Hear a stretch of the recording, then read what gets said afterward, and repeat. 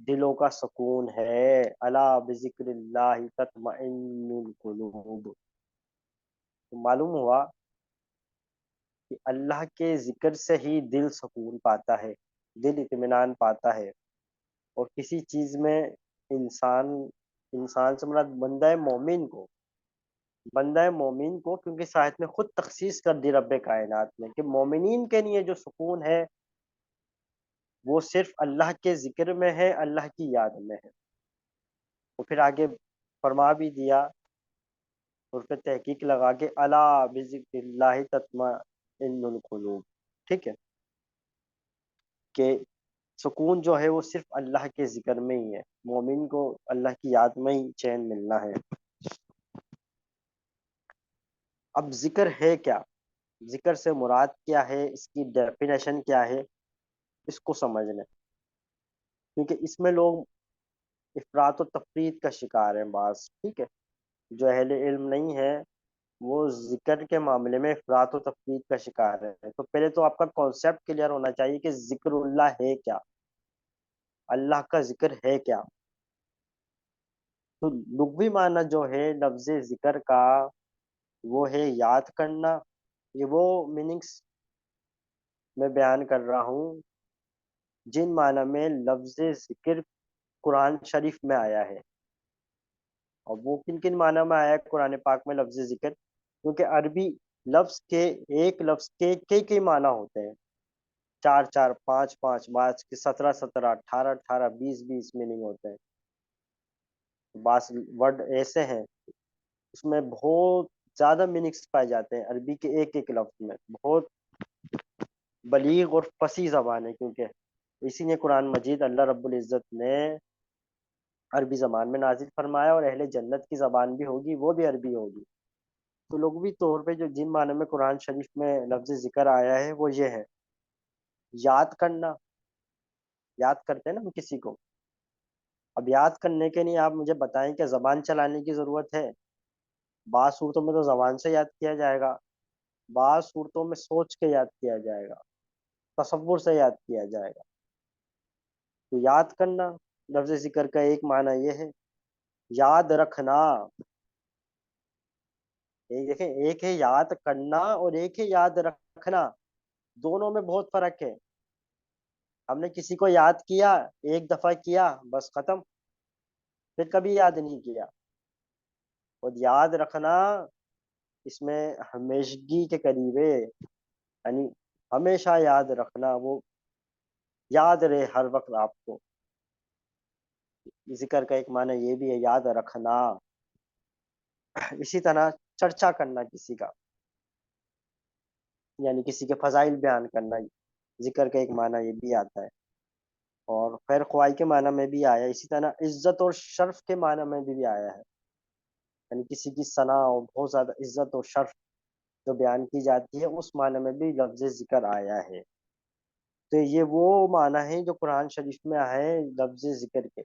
تو جب اس کی نسبت اللہ وحدہ لا شریک رب محمد مصطفیٰ صلی اللہ تعالی علیہ وآلہ وسلم سے ہو جائے گی، اس رب تعالیٰ سے ہو جائے گی، تو یعنی اللہ کو یاد کرنا، اللہ کو یاد رکھنا، اللہ کی ذات کا چرچا کرنا، اور اس کو تعظیم کے ساتھ، عزت کے ساتھ، شرف کے ساتھ اللہ کا ذکر کرنا، آگے بیان کرنا یا یاد رکھنا، ان معنی میں یہ لفظ ذکر اللہ آئے گا۔ لفظ ذکر جو ہے ان معنی میں آئے گا، ٹھیک ہے، یعنی ذکر اللہ یہ جو ایک جملہ ہے، کلام ہے، جب اللہ کی طرف نسبت ہو جائے گی تو وہ ان معنی میں آئے گا۔ اب ذکر کی اقسام ہے، دیکھیں ذکر اللہ کی اقسام ہے، بنیادی اقسام میں اس کی کیا ہے؟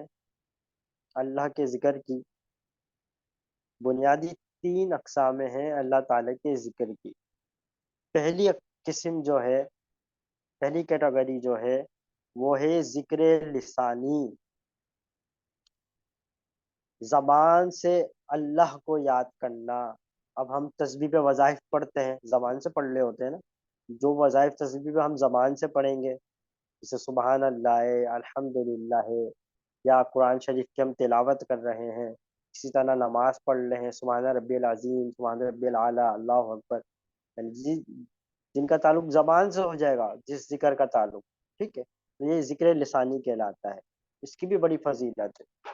بعض صورتوں میں یہ فرض بھی ہے، واجب بھی ہے، ٹھیک ہے، بعض صورتوں میں یہ مستحب ہے۔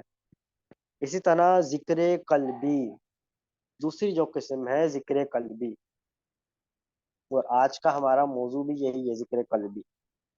تو ذکر قلبی یعنی دل سے اللہ کو یاد کرنا، دل سے اللہ کو یاد کرنا۔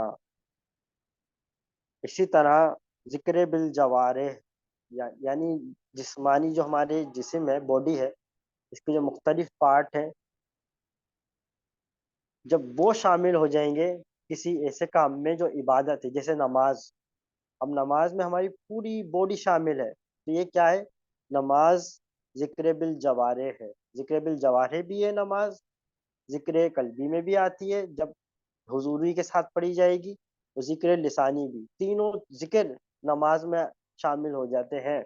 اس لیے نماز سب سے افضل عبادت ہے، تمام اذکار میں سب سے افضل عبادت، تمام ذکر میں سب سے افضل ذکر نماز ہے، کیونکہ اس میں ذکر لسانی بھی ہو جاتا ہے، ذکر قلبی بھی جب حضوری کی کیفیت والی نماز ہو، اور ذکر بالجوارح بھی۔ تو یہاں پہ آپ یہ تھوڑا سا سمجھ لیں، ذکر کا مقصد، مطلب صرف یہ نہیں کہ آپ تسبیح پڑھیں گے تو اللہ کا ذکر ہوگا، یا اللہ کی صفات کو آپ تسبیح پہ پڑھیں گے، جیسے سبحان اللہ، الحمدللہ، یا حی یا قیوم، لا حول ولا قوت الا باللہ العلی العظیم وغیرہ، صرف یہ ذکر ہے نہیں، یا آپ ذکر اس میں ذات کر رہے ہیں اللہ، یا کلمہ شریف کا آپ ذکر کر رہے ہیں لا الہ الا اللہ محمد رسول اللہ، تو یہ بھی سب ذکر ہیں، لیکن صرف اسی کو ذکر اللہ سمجھنا یہ خطا ہے۔ بہت سارے لوگ صرف اسی کو ذکر اللہ سمجھتے ہیں، بالخصوص وہ صوفیہ جو کاملین کی راہ ہے اس سے ہٹ جاتے ہیں، یا ان کے پاس علم نہیں ہوتا، غیر عالم صوفیہ۔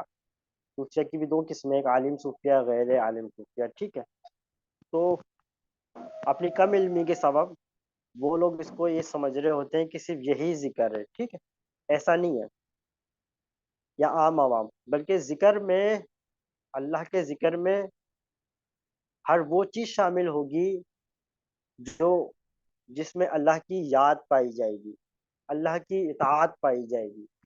مثال کے طور پہ کوئی عالم بیان کر رہا ہے، جیسا بھی میں بیان کر رہا ہوں، یہ بھی ذکر اللہ ہے، اور آپ سن رہے ہیں، آپ سماعت کر رہے ہیں نا، لسن کر رہے ہیں صرف، یہ کیا ہے؟ یہ ذکر خفی تو آپ کر رہے ہیں،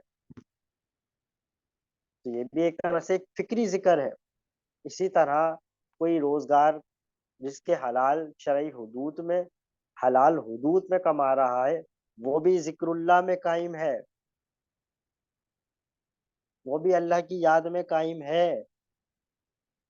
اسی طرح کسی کو آپ صرف اس لیے مسکرا کے دیکھ رہے ہیں، جیسے شوہر اور بیوی کا رشتہ ہے، یا ماں باپ کا رشتہ ہے، اسی طرح بہن بھائیوں کا رشتہ، یا کوئی بھی مسلمان ہے، کسی کو اس طرح مسکرا کے اس لیے دیکھیں کہ مسکرا کے دیکھنا سنت ہے، اور یہ ایک حسن اخلاق کا طریقہ ہے، لوگوں کا دل خوش ہو جاتا ہے، دل جوئی ہو جاتی ہے، ٹھیک ہے، تو یہ بھی ذکر اللہ میں شامل ہوگا، صحیح۔ تو یہ تھوڑا سا افراط و تفریط میں بعض لوگ چلے گئے ہیں، باقاعدہ میں نے کل بھی، ہماری جو درس نظامی کی کلاس ہوتی ہے تو وہاں پہ ذکر نکلا تھا، تو یہاں پہ بھی میں ذکر کر دوں، ملتان میں، ملتان جو پاکستان کا سٹی ہے، بہت پرانا سٹی ہے، صحیح ہے، یہ لاہور سے پہلے وجود میں آیا ہے، اور داتا گنج بخش علی ہجویری نے رحمت اللہ تعالی علیہ کشف المحجوب میں اس شہر کا ذکر کیا ہے، ملتان کا، یعنی اتنا پرانا شہر ہے، آپ خود اندازہ کریں۔ تو اس وقت ملتان میں ابھی جو ہمارا موجودہ پیریڈ ہے، موجودہ دور ہے، باقاعدہ وہاں پہ ایک فرقہ ہے جاہل صوفیہ کا، میں نے پہلے عرض کر چکا ہوں، صوفیہ دو قسم کے، صوفیہ کاملین، اور دوسرے کون ہیں؟ جاہل صوفیہ، یا صوفیہ سو، جو راہ راست، راہ ہدایت، راہ شریعت، راہ سنت سے ہٹ گئے ہیں. تو وہاں پہ ملتان میں، جیسے تو پاکستان میں کہیں نہ کہیں ایسے لوگ پائے جاتے ہیں، لیکن ملتان میں خصوصیت سے ایک فرقہ پایا جاتا ہے، ایک گروہ، ایک جماعت پائی جاتی ہے جو اپنے آپ کو صوفی سمجھتی ہے، اور یہ سمجھتی ہے کہ ہم صوفیہ کے راستے پہ چل رہے ہیں. وہ اپنے آپ کو ذاکرین کہتے ہیں. وہ مشہور ہی اس سے ہیں کہ ذاکرین. وہ ان کا کیا کانسیپٹ ہے کہ ہر وقت بس وہ ذکر کرتے ہیں، لا الہ الا اللہ کا ذکر جہر ہے، ذکر خفی، اللہ ہو گیا، بس وہ یہ کرتے ہیں. کہتے ہیں ابھی کسی نماز کی ضرورت نہیں، نماز پڑھنے کی حاجت نہیں، اور روزے کی حاجت نہیں. کیوں؟ افضل الذکر، اللہ کا ذکر سب سے بڑا ہے، ذکر اللہ اکبر. بس ہم یہ ذکر کریں گے. وہ ہر وقت بس ذکر کرتے ہیں. کہتے ہیں جب تک کہ ذکر سے ہم ذکر حقیقی میں قائم نہیں ہو جائیں گے، ہماری نماز نماز ہی نہیں ہے. تو یاد رکھیں، ایسے کانسیپٹ کا، ایسی آئیڈیالوجی کا اسلام سے اور صوفیہ کاملین سے کوئی تعلق نہیں ہے. نماز میں دل لگے نہ لگے، نماز پڑھنا فرض ہے. یہ نہیں کہ دل نہیں لگ رہا، وسوسے آ رہے ہیں تو اب نماز نہیں پڑھی جائے گی، وہ ذکر کرنے بندہ بیٹھ جائے. ذکر کرنا یہ نفل چیز ہے، اور نماز پڑھنا فرض، نماز پڑھنا یہ فرض ہے، روزہ رکھنا یہ فرض ہے. تو یہی تعلیم رسول اللہ نے دی اپنے صحابہ کو، اور صحابہ نے کیا. صحابہ کو بھی آتے تھے وسوسے، باقاعدہ بارگاہ رسالت میں حاضر ہوئے صحابہ کہ یا رسول اللہ، جب ہم نماز کرنے کھڑے ہوتے ہیں تو وسوسے گھیر لیتے ہیں، تو آیا ہم ایسی نماز پڑھیں یا نہ پڑھیں. خلاصہ عرض کر رہا ہوں حدیث شریف کا. سرکار نے فرمایا نماز پڑھو. تمہارے لیے تو دو وجہ ہے، یعنی ایک تو تم نماز پڑھ رہے ہو، اور دوسرے کہ تم یہ وسوسے بھی دور کر رہے ہو. وسوسوں کے باوجود یعنی تم نماز پڑھ رہے ہو.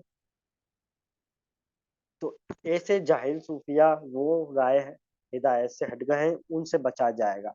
تو ذکر کا جو حقیقی کانسیپٹ ہے، اسلامی کانسیپٹ ہے، وہ میں نے بیان کر دیا. ویسے جاہل لوگوں کو ہی دیکھ کے لوگ جو حقیقی صوفیہ سے، ان سے، حقیقی صوفیہ سے، حقیقی اولیاء سے بدظن ہوتے ہیں. ضرورت اس امر کی ہے کہ ایسے غلط گمراہ کن لوگوں کو، جن کا حقیقت میں تصوف سے یا صوفی ازم سے کوئی تعلق نہیں ہے، حقیقت میں صرف لبادہ ہے، صرف ظاہر ہے.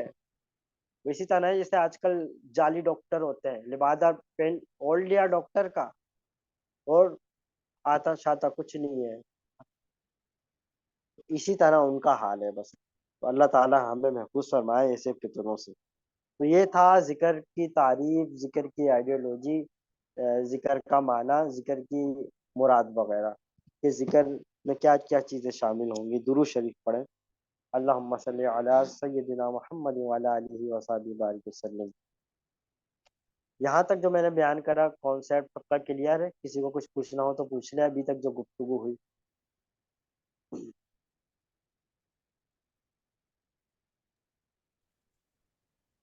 سب کا کلیئر ہے؟ چلیں الحمدللہ.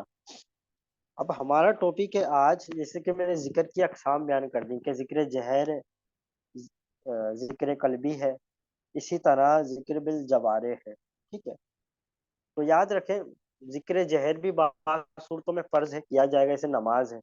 اب نماز جو ہم قرات والی نمازیں ہیں جماعت کے ساتھ جو پڑھتے ہیں ہم، اس میں بھی دیکھیں آپ ذکر بالجہر بھی ہے. بعض میں تو ظاہر قرات ہے، وہ آواز کے ساتھ ہی کی جائے گی، تو وہاں اس میں ذکر جہر زیادہ ہے. بعض میں خفی تلاوت ہے، لیکن تکبیر تو آواز سے ہی لگائی جاتی ہے نا، تو یہ بھی تو ذکر بالجہر ہے. تو وہ ذکر خفی اور ذکر جہر کی مجموعہ ہو جاتی ہے نماز ان صورتوں میں. بہرحال چاہے ذکر جہر ہو، خفی ہو، ذکر بالجوار ہو، سب کی فضیلتیں اپنی اپنی جگہ، یہ ذہن میں رکھیں. اس میں بہت زیادہ شدت اختیار نہیں کرنا چاہیے. البتہ بعض صوفیہ کرام کے نزدیک درجے میں، فضیلت میں تو ہر ذکر افضل ہے. یاد رکھیں ہر ذکر کی اپنی جگہ اہمیت ہے. ہر ذکر کیا جائے گا، ذکر بالجہر بھی کیا جائے گا، اور ذکر لسانی یعنی ذکر قلبی بھی کیا جائے گا، اور ذکر بالجواہری بھی کیا جائے گا، اور فکری ذکر بھی کیا جائے گا. ہر ذکر کیا جائے گا. سب کا اپنا اپنا درجہ ہے، اور اپنی اپنی اپنے اپنے مقام پہ اس کی ضرورت ہے. لیکن بعض صورتوں میں صرف درجے کی بنیاد پہ، درجہ ہوتا ہے نا، درجے کے اعتبار سے بعض ذکر بعض سے افضل ہے، بعض صورتوں میں ذکر جہر سے افضل ہے ذکر خفی، بعض صورتوں میں، ٹھیک ہے، بعض صوفے کے نزدیک ذکر خفی افضل ہے، اور بعض صوفے کے نزدیک ذکر بالجہر افضل ہے۔ وہ کس اعتبار سے افضل ہے میں آگے بیان کرتا ہوں، لیکن یہ ذہن میں رکھیں، بعض پہ تو علم میں ہوگا، میں بالکل ابتدا سے لے کے چل رہا ہوں، اس لیے اس کو میں بیان کروں گا، لیکن یہ ذہن میں آپ رکھیں، چاہے ذکر بالجہر ہو ذکر خفی ہو، اس کی آپ ذکر خفی کی فضیلت کے قائل ہیں تو ٹھیک ہے، ظاہر ہے آپ کا موقف ہے یا آپ کے مشائخ کی تعلیم ہے تو ٹھیک ہے، اچھی بات ہے۔ اگر ذکر بالجہر کی فضیلت کے قائل ہیں تو یہ بھی اچھی بات ہے، ظاہر ہے آپ کے مشائخ یا آپ کے سلسلے کا طریقہ ہے، اس میں بہت زیادہ شدت اختیار نہیں کرنا چاہیے، یہ نہیں ہونا چاہیے کہ ذکر بالجہر ذکر خفی کرنے والوں کو کمتر جانے، اور ذکر خفی کرنے والے ذکر بالجہر کرنے والوں پہ کمتر جانے، اور اس میں بہت زیادہ شدت پہ چلے جائیں کہ یہ کرنا ہی نہیں ہے بھائی، تو اتنی شدت نہیں اختیار کرنا چاہیے، یہ نقصان دہ ہوتی ہے، بہت زیادہ شدت ہو جائے نا کسی معاملے میں تو وہ پھر نقصان دہ ہوتی ہے، ٹھیک ہے، یہ ذہن میں رکھیں، اعتدال ہونا چاہیے، اپنے موقف پہ قائم رہیں، اگر آپ ذکر خفی کرتے ہیں تو آپ ذکر خفی ہی کریں، اگر ذکر بالجہر کرتے ہیں تو آپ ذکر بالجہر ہی کریں، لیکن بہت زیادہ شدت اختیار نہ کریں، ٹھیک ہے، لڑائی جھگڑے کا اس میں ماحول نہیں بنانا چاہیے۔ درود شریف پڑھیں، اللہم صلی علی سیدنا محمد وعلی آلہ وصحبہ وبارک وسلم۔ میری آواز کلیئر ہے؟